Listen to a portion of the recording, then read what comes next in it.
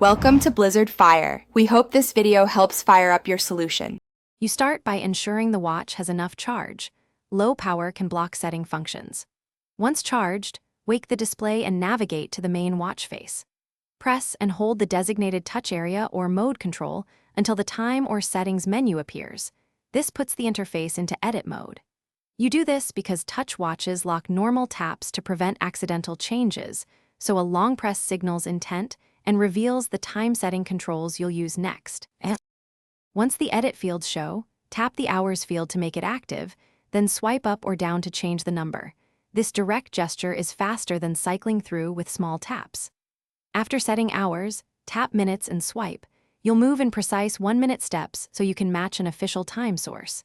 If your watch supports AM/PM or a 24-hour format, switch it now to keep alarms and logs consistent. Make sure to pause briefly after each change, so the touch sensor registers the final value.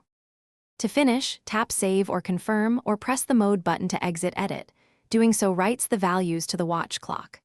Once saved, verify accuracy by syncing to your phone or a network time server if the option exists, because automatic sync prevents drift.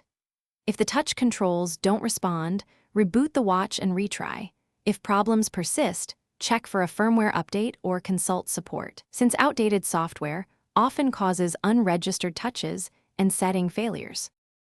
Thanks for watching. If you found this helpful, don't forget to like and subscribe.